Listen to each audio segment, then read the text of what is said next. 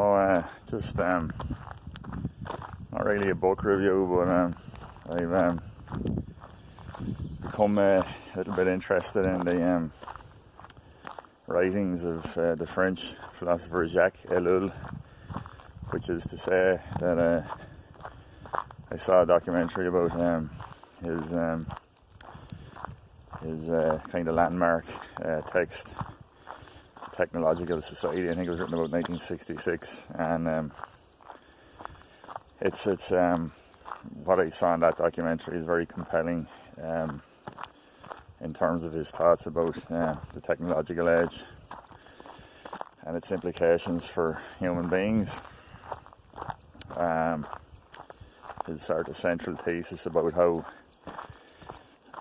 past a certain point technology just seeks to optimize itself, and there might not be much of a place for humanity within that, or they might be maybe incompatible with each other.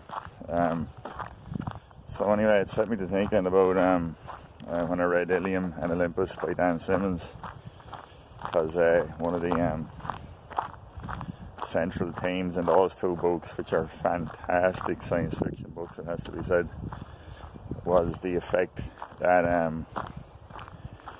the integration of humans and technology, what effect that had. Now in Ilium and Olympos, it was a woefully or fearfully terrible outcome.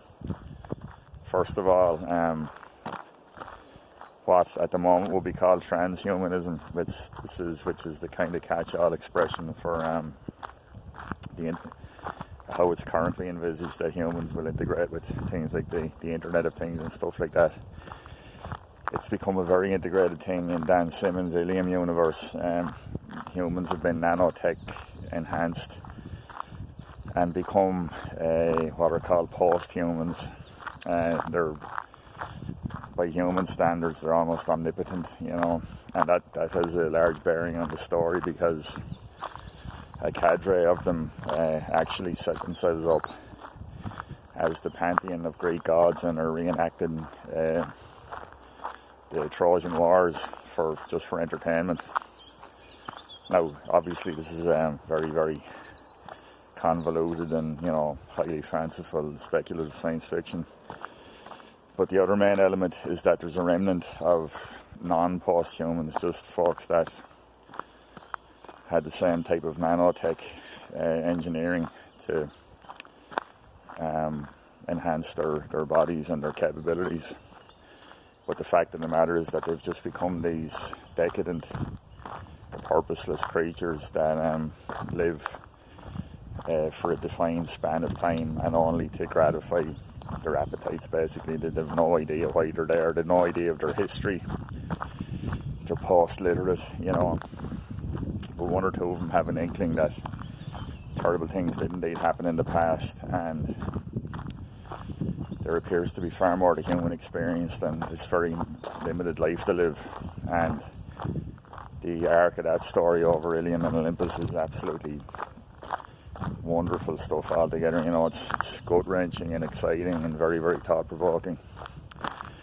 Now, he's not completely doing a technology integrated with humanity is a bad thing. Just as the AI Technicore in the Hyperion books that he'd written 20 years prior to that were amoral killers, the actual artificial intelligences in the Ilium Olympos universe are called the moravecs, and they're absolutely wonderful creations. They're hybrids of bio and technology, and they've cultivated a deep interest in humanity and art, and they're funny and they're witty and resourceful, and so Dan Simmons is kind of exploring the two possibilities that artificial intelligence could in fact be a very positive development, but the transhuman stuff or the post-human stuff, as he describes it in the book, leads to the fulfilling of either the worst excesses of human behaviour or just reduces them to pleasure-seeking carbon blobs, you know. And it's a really, really interestingly teased out theme within the two books. I'll link a few reviews or something in the description below. And so yeah, anyway, here we are, Ballymile Hill. An unscheduled visit, it has to be said. Didn't go too far, you know, but yeah, still most enjoyable anyway. Look.